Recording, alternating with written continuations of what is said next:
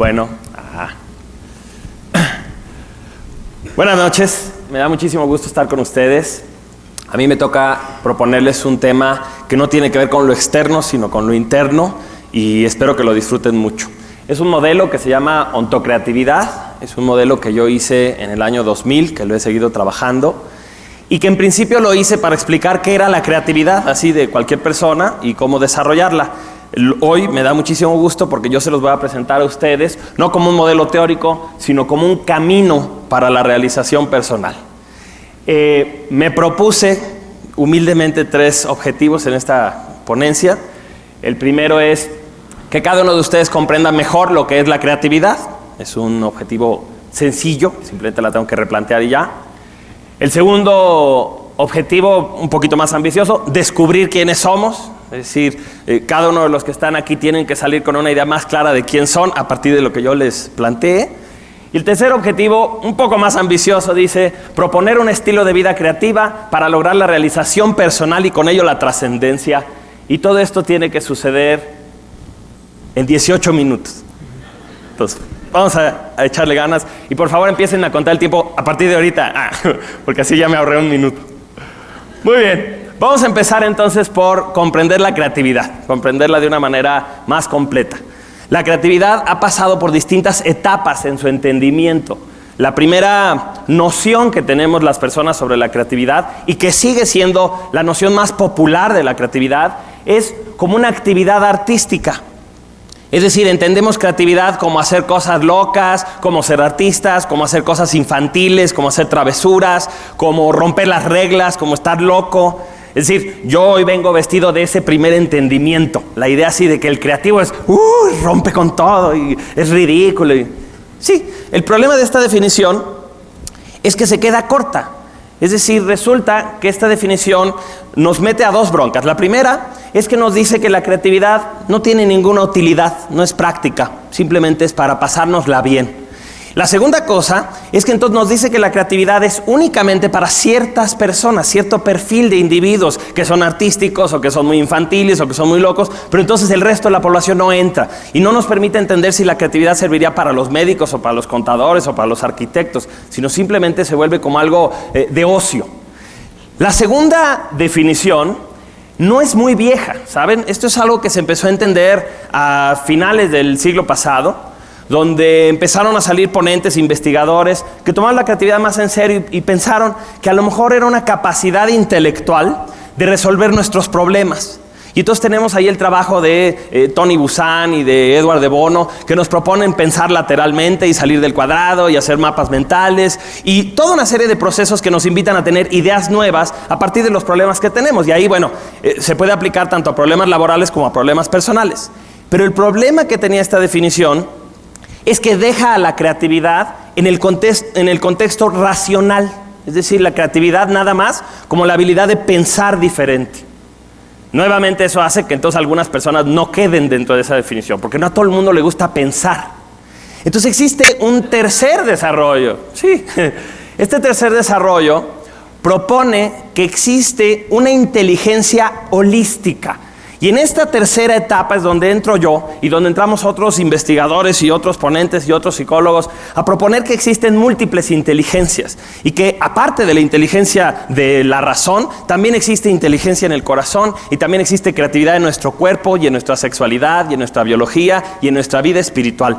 Y en cada una de estas áreas, cada uno de los que están aquí son más o menos talentosos, pero todas estas áreas se pueden desarrollar. Y entonces eso nos permite entender que la creatividad es efectivamente universal, es un proceso humano y se aplica a todas las áreas de la vida. Hay una cuarta ola de entendimiento, pero esta ola no es todavía práctica para nosotros. Se trata de investigaciones que están haciendo matemáticos y físicos cuánticos para tratar de entender cuál es la inteligencia del caos, es decir, cuál es la creatividad de un universo que aparentemente es accidental y sí, como caótico, y que sin embargo tiene la capacidad de producir vida y ADN y una serie de cosas que se ven sumamente complejas. Entonces, esto todavía no nos concierne a nosotros en lo práctico, pero nos permite saber hacia dónde va a ir dirigida la investigación de la creatividad. ¿Dónde nos vamos a aterrizar nosotros? Aquí. a entender que cada uno de nosotros tenemos talentos creativos y que sí se pueden desarrollar. Ahora, ¿cómo podríamos hacer una definición de creatividad que se aplicara a cualquiera de estos rubros, sin importar cuál es? Esta definición es muy sencilla. Creatividad es combinar cosas innovadoramente, ¿sí? Combinación innovadora de elementos. Quiere decir que la creatividad no es un proceso abstracto, no es mágico. Hay personas que todavía te dicen, anoche me salió un poema. Y yo siempre les pregunto, ¿y por dónde te salió? Si venía enrollado siquiera, bueno, son cosas que yo me pregunto. Las cosas no salen, no brotan, ¿sí? La creatividad no es un erupto psicológico. La creatividad es un proceso dentro del cual tenemos ya información en nuestro cuerpo, en nuestro corazón, en nuestra mente, y de esa información nosotros simplemente la reconectamos de maneras que no existían. Y así sucede todo, ¿me entiendes? Cuando tú haces música, tomas las notas musicales y las recombinas. Cuando tú escribes algo, pues usas las letras, ya las conoces. Entonces el proceso creativo es muy sencillo en esa definición. Es simplemente tomar cosas que ya existen, combinarlas de maneras nuevas. Ahora, en la práctica, esta es la fuente de los eternos recursos. Siempre habrá posibilidades de recombinar lo que ya existe. ¿Quedó claro lo que es la creatividad? ¿Así sencillito? ¿Sí? Entonces, podríamos decir que ya tenemos el primer objetivo logrado, ¿no? Vamos bien. Ok. ¿Quiénes somos? Sí, ese es el segundo objetivo. ¿Quiénes somos? Somos un ser humano que puede convertirse en un ser humano. Sí, hay una diferencia entre las minúsculas y las mayúsculas. Quiere decir que cada uno de los que estamos aquí tenemos una versión light y una versión pro. Sí, hay un cuau minúscula y hay un cuau mayúscula. Y eso cambia todas las cosas. Quiere decir que yo tengo posibilidades, pero que esas posibilidades las tengo que despertar a partir de un esfuerzo. De otra manera, me voy a quedar en lo más básico. ¿Sí? Todos sabemos que las personas usamos muy poquito de nuestro cerebro. ¿Sí? Eso lo que significa es que tenemos un potencial enorme y que lo que nos hace falta es descubrirlo. Entonces, ¿qué significa convertirme en un ser humano? Pues eso es la famosa realización. La realización personal es activar y desarrollar las facultades superiores que tiene un ser humano. ¿En dónde están estas facultades? ¿Sí? Este modelo nos dice que este somos nosotros. ¿Sí? Este es más parecido a nosotros que el de Da Vinci, ¿no? Bueno, este somos nosotros. Cada persona, todos los que estamos aquí, nos expresamos a través de 6 medios. Tenemos 6 canales a través de los cuales nos expresamos hacia la realidad y también recibimos información de parte de la realidad. Y estos 6 canales son universales, todos los tenemos. El primero y el más básico, el más evidente es la biología. Todos tenemos un sistema biológico que nos permite estar vivos. Y ese es el requisito para todas las otras funciones, ¿me entiendes? No hay, por supuesto, ni pensamientos, ni emociones, ni nada si una persona no está primero que nada viva. Entonces este es un sistema muy complejo, pero es la base de todas las otras posibilidades, grandes posibilidades que tiene una persona. El segundo canal es la motricidad. La motricidad significa la capacidad que tenemos de movernos y de interactuar tridimensionalmente con el espacio. ¿Sí? Todos podemos agarrar cosas, saltar, correr, y todo esto es una habilidad que nos permite construir en el exterior cosas que pasan primero en nuestra mente. Tenemos una tercera dimensión, un tercer canal que sería la sexualidad. Ahora, la sexualidad es de todas las dimensiones humanas de la que más mala información tenemos. La sexualidad para la mayoría de las personas es simplemente el coito. ¿Sí? Dentro de nuestro concepto de sexualidad están los orgasmos, la baba, los gemidos, los cuerpos desnudos, la procreación, por supuesto, ¿sí? Los encuerados, las encueradas. Pero no comprendemos que la sexualidad es mucho más que eso. La sexualidad es la capacidad de disfrutar. Fíjate qué concepto. Disfrutar lo que sea, una buena comida, un buen libro, hacer deporte, conversar con alguien, dormir. Se hace con los mismos químicos que con los que disfrutas un beso o tienes un orgasmo. Entonces es interesantísimo porque realmente la sexualidad es tan importante o tan completa como cualquiera de las otras dimensiones. ¿Qué sería tu vida sin placer? Pregúntatelo. Entonces, ese es otro canal a través del cual tanto nos expresamos como recibimos información, el placer. Tenemos un cuarto canal que sería las emociones. Los sentimientos son muy curiosos porque lo que son la valoración que hacemos de las cosas. Es decir, imagínate esto por un momento. El universo realmente es blanco y negro, todo es gris. Y sin embargo, ¿o qué quiere decir que sea gris? Bueno, que no hay bueno ni malo, que las cosas no son ni amorosas ni temerosas, que no son de sufrir ni de disfrutar. Sin embargo, entras tú a ese universo. Y al momento en que entras tú le das un valor a esas cosas. Tú decides que esas cosas pueden generar un dolor o un placer y tú decides cómo colorear las cosas. Al ratito veremos cómo realmente hay dos formas de vivir los sentimientos. Una manera es simplemente estar como condicionados y controlados por la manera ya tradicional en la que vivimos nuestras emociones, y otra manera es aprender a construir emociones a través de la creatividad, donde yo voy reconfigurando la coloración que le doy a mi mundo. Y ahí está toda la inteligencia emocional. Tenemos el intelecto. El intelecto es evidentemente fácil de explicar, porque es con lo que piensas, y sus funciones tienen que ver con poder analizar, con comprender conceptos, con toma de decisiones valoradas, donde decimos, a ver, esta es la lista de pros, esta es la lista de contras. La verdad es que al final las decisiones las tomamos con el corazón y con la sexualidad, pero este cuate hace un buen trabajo, ¿no? Es como un asesor que de vez en cuando lo escuchamos y tiene buenas ideas. Y finalmente tenemos la espiritualidad. La espiritualidad no debe de confundirse con religión. Es decir, todas las personas tenemos la capacidad y la necesidad de encontrarnos integrados al universo en que vivimos. No importa si a eso le llamas ser uno con Dios, o si simplemente dices soy uno con la vida, o creo en el espíritu humano y en la fuerza de los humanos, no importa. Lo que importa es que todas las personas le damos un sentido a nuestro estar aquí. Algunos se lo dan a través de la religión, pero no todos. Algunas personas simplemente lo encuentran en la mirada de sus hijos, o en un amanecer, o en hacer bien su trabajo, o en ser serviciales. Hay muchas maneras en las que las personas descubren su espiritualidad.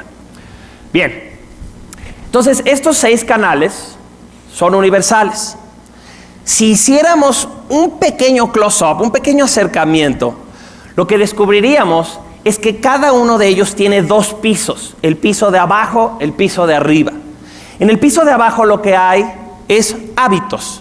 Es decir, ahí se guardan todas las memorias, todos los patrones, y por lo tanto ahí están todas estas respuestas que damos automáticamente, reacciones, hábitos, costumbres, rituales, lo que hacemos cotidianamente. En el piso de arriba nos encontramos la creatividad. La creatividad es la exploración de nuevas posibilidades dentro de ese canal. Ahora, como dijimos que la creatividad era combinar elementos de maneras novedosas, pues también depende mucho de qué canal estemos hablando, cuáles son sus elementos. Los elementos de la biología tienen que ver con lo que hace la vida, los elementos de la motricidad pues con el movimiento, los elementos de la sexualidad son el placer, etc. Los sentimientos, los pensamientos y las formas en que encontramos nuestra espiritualidad. Entonces, cada uno de estos canales tiene estos 2 lados. En el lado de arriba es donde están esas facultades superiores de las que yo hablaba al principio.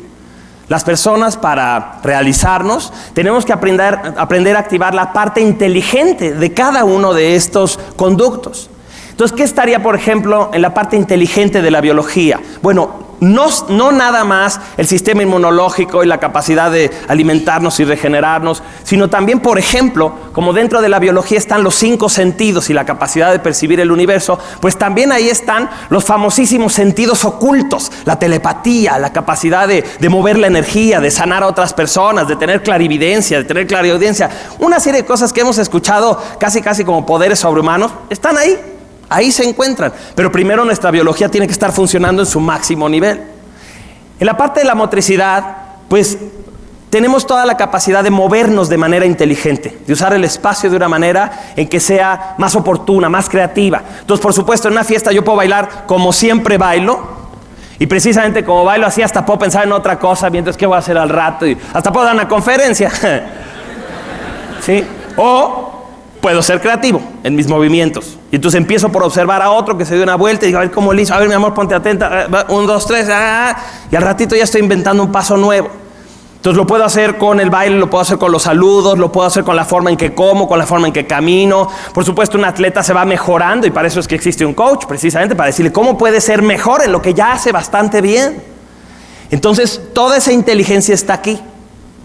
Si dijimos que la sexualidad es la capacidad de disfrutar, pues entonces evidentemente hay placeres cotidianos, placeres que ya tu disco favorito, tu comida favorita, tu charla favorita.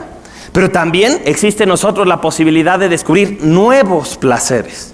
Y ahí está todo un potencial no necesariamente explorado por todos nosotros. Acá tenemos en las emociones, en la parte habitual, pues las emociones condicionadas. ¿Sí? Una persona puede estar pasando un día terrible, pero tú le dices, oye, ¿cómo está tu hijo? ¡Ay, mi hija! Y te saca las fotos y le cambiaste el ánimo.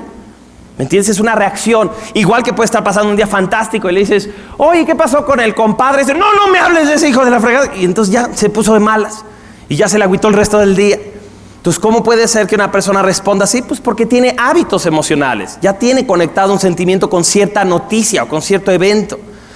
En el otro lado, en la parte creativa, tenemos el perdón, que es evidentemente un acto creativo, porque para yo perdonar a alguien tengo primero que tener un sentimiento de enojo, de molestia, de frustración, y entonces hago una resignificación del evento, ¿sí? Y finalmente lo perdono. Entonces está el perdón, está el amor incondicional, están las capacidades de estar en paz, por ejemplo, en un ambiente hostil.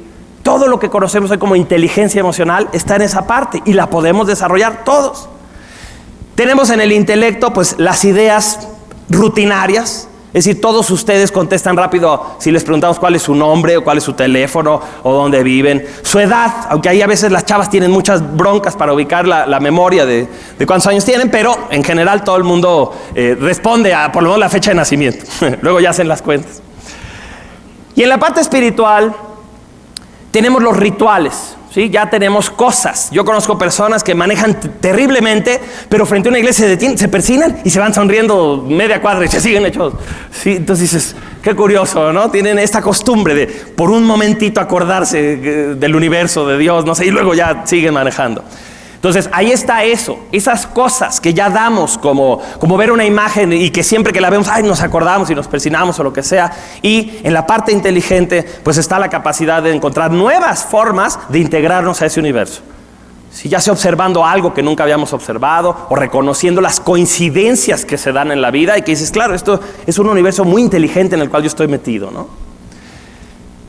Una persona entonces es este ser que tiene formas de expresarse y que a su vez tiene una serie de potenciales y de respuestas automáticas. Y cada uno de los que están aquí, esos somos. ¿Quedó claro lo que es una persona? Muy bien. Entonces el segundo objetivo ya se logró. Vamos por el tercer objetivo. Instaurar una religión. No, no es cierto. Algo parecido.